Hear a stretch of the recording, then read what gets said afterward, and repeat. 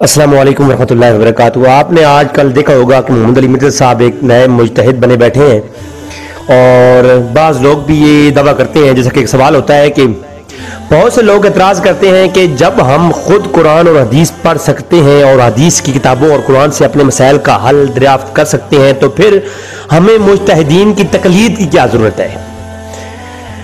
اگر کسی کو علوم قرآن اور علوم حدیث میں اتنی ہی نظر ہو تو پھر وہ شخص خود مجتہد ہے۔ ہم بھی اس کے قائل ہیں، ہم بھی کہتے ہیں اگر کوئی صحیح معنوں میں مجتہد ہو تو اسے تقلید نہیں کرنی چاہیے، وہ تو خود مجتہد پر سے تقلید ساقط ہو جاتی ہے، وہ کسی کی تقلید نہیں کرتا اور اسے واقعہ ہی کسی کی ضرورت نہیں ہوتی، کیونکہ اگر کوئی قرآن میں ناسخ و منسوخ، محکم اور متشابہ اور مطلق و مشروط آیات و لغات عرب کا عالم ہو اور حدیث کے تمام علوم کا وہ ماہر ہو تو واقعتاً اس سے تقلید ساقط ہو جائے گی، اور وہ علوم و حدیث جو بھی میں علوم حدیث ابھی بتانے والا ہوں، اگر وہ سارے اسے آتے ہوں تو وہ مجتہد بن جائے گا، پر پھر وہ تقلید کسی کی نہیں کرے گا، نہ اسے امام اعظم ابو حنیفہ کی تقلید کرے گا نہ مالک کی کرے گا، وہ خود مجتہد ہے اور وہ خود جو ہے اجتہاد سے اپنے مسائل کا حل نکالے گا، لیکن اس کے لیے ضروری یہ ہے مجتہد بننے کے لیے کچھ سے تمام علوم آتے ہوں جن کا ذکر میں بھی کرنے والا ہوں۔ نمبر 1، محدث کی صداقت کا علم ہو، اسناد صحیح کا علم ہو، حدیث عالی کا علم ہو، حدیث نازل کا علم ہو۔ نمبر 5، یہ میں سوالات کی جو نمبر ہے وہ 10 کے بعد بتایا جاؤں گا تاکہ سارے اکٹھے بتائے جائیں تو وقت لگے گا۔ تو نمبر 5، روایات موقوفہ کا علم ہو، ان اسناد کا علم جن کی سند پیغمبر اسلام تک ذکر نہ کی گئی ہو۔ نمبر 7، صحابہ کرام کے مراتب کا علم ہو۔ نمبر 8، حدیث مرسلہ کا علم ہو اور ان کے سلسلے میں پیش کی جانے والی دلیلوں کی معرفت ہو۔ اور نمبر 9، تابعین سے نقل کی گئی حدیثوں کا علم ہو۔ نمبر 10، اسناد مسلسل کا علم ہو۔ نمبر 11، حدیث مومنہ کا علم ہو۔ نمبر 12، روایات معدل کا علم ہو۔ نمبر 13، حدیث مدرج کی پہچان کا علم ہو۔ نمبر 14، تابعین کی شناخت کا علم ہو۔ نمبر 15، تبع تابعین کی معرفت ہو۔ نمبر 16، اکابرین و اصاغر کی معرفت کا علم ہو۔ نمبر 17، اولاد اصحاب کی معرفت ہو۔ نمبر 18، علم جرح و تعدیل کی معرفت رکھتا ہو۔ نمبر 19، صحیح اور سقیم حدیث کی پہچان رکھتا ہو، فقہ اور حدیث کا علم بھی رکھتا ہو۔ اور نمبر 21، ناسخ و منسوخ حدیث کا علم بھی رکھتا ہو۔ نمبر 22، متن میں جو غریب یعنی نامانوس الفاظ استعمال ہوتے ہوں ان کا علم بھی رکھتا ہو۔ نمبر 23، حدیث مشہور کا علم رکھتا ہو۔ نمبر 24، غریب اور نامانوس حدیث کا علم رکھتا ہو۔ نمبر 25، حدیث منفرد اور حدیث مفرد کی پہچان کا علم رکھتا ہو۔ اور نمبر 26، ان لوگوں کی معرفت کا جو حدیث میں تدلیس کرتے ہیں یعنی علم المدلسین رکھتا ہو۔ نمبر 27، حدیث کی علتوں کو پہچانتا ہو۔ نمبر 28، شاذ روایات کا علم رکھتا ہو۔ نمبر 29، پیغمبر کی ان حدیثوں کا جانچنا جو دوسرے حدیثوں سے معارض نہ ہو ان کا علم رکھتا ہو۔ نمبر 30، ان حدیثوں کی معرفت جن کا کوئی رخ کسی دوسری سے معارض نہ ہو ان کا علم رکھتا ہو۔ نمبر 31، حدیث میں الفاظ زائد کی معرفت رکھتا ہو۔ نمبر 32، محدثین کی مذہب کی اطلاع ہو۔ اور نمبر 33، متون کی تحریری غلطیوں سے آگاہی حاصل رکھتا ہو۔ نمبر 34، مذاکرہ حدیث کا جانچنا اور مذاکرہ کرتے ہوئے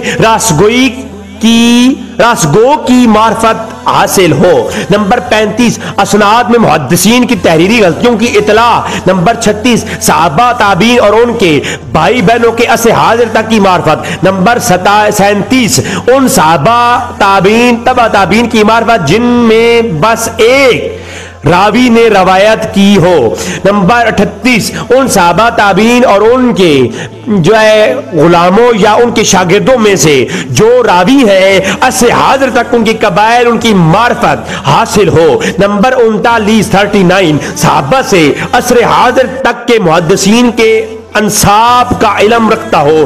نمبر 40 محدثین کے ناموں کا علم ہو۔ نمبر 41 صحابہ تابعین تبع تابعین اور عصر حاضر تک ان کے غلاموں اور ان کے شاگردوں کی نیت کا جانتا ہو، جانچنا کا علم رکھتا ہو۔ نمبر 42 روایان حدیث کے وطن کی پہچان رکھتا ہو۔ نمبر 43 صحابہ تابعین تبع تابعین کی اولاد اور ان کے غلاموں کی معرفت رکھتا ہو۔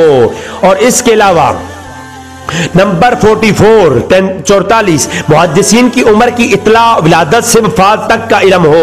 نمبر 45 محدثین کے القابات کی معرفت رکھتا ہو۔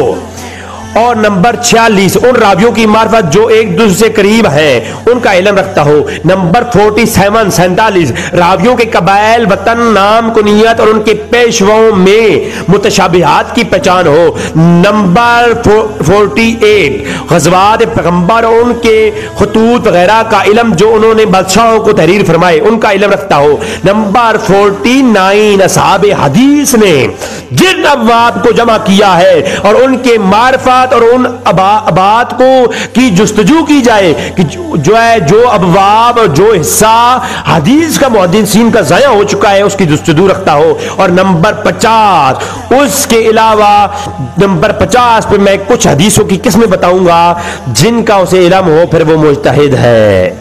نمبر 1 صحیح حدیث کیا ہے، نمبر 2 حسن حدیث کیا ہے، نمبر 3 ضعیف، پھر مستند، پھر متصل، پھر مرفوع، پھر موقوف، پھر مقطوع، پھر مرسل، پھر متعل، پھر تدلیس، پھر شاذ، پھر غریب، پھر معنن، پھر معلق، پھر مفرد، پھر مدرج، پھر مشہور، پھر مصحف، پھر عالی، پھر نازل، پھر مسلسل، پھر معروف، پھر منکر، پھر مزید، پھر ناسخ، پھر 27 نمبر منسوخ، پھر 28 نمبر مقبول، پھر 29 نمبر مشکل، پھر 30 نمبر مشترک، پھر متلف، پھر مختلف، پھر مطروح، پھر متروک، پھر موول، پھر مبین، پھر مجمل، پھر معلل، پھر مضطرب، پھر محمل، پھر مجہول، پھر موضوع، پھر مقلوب، پھر حدیث المعصور، پھر قدسی، پھر عزیز، پھر سائر السکہ، پھر موثوق، پھر متواتر۔ یہ 49 حدیثوں کی قسموں پر وہ عبور حاصل رکھتا ہو پھر اسے حق حاصل ہے کہ وہ جو ہے وہ مجتہد ہے اور اسے کسی کی ضرورت نہیں ہے تقلید کرنے کی، اور وہ حدیث سے اور قرآن سے وہ اپنے مسائل کا حل کر سکتا ہے اور وہ خود مجتہد ہے۔ اور ایسے شخص کے لیے کوئی اسے کہنا بھی نہیں چاہیے کہ تم کسی کی تقلید کرو، اسے امام اعظم ابو حنیفہ کی تقلید کرنے کی کوئی ضرورت نہیں ہے، وہ اپنے مسائل خود حاصل کر سکتا ہے، حل کر سکتا ہے۔ یہ پیغام تھا محمد علی مرزا کے لیے، تو دعاؤں میں یاد رکھیے۔ آپ کا دوست رضوی بھائی۔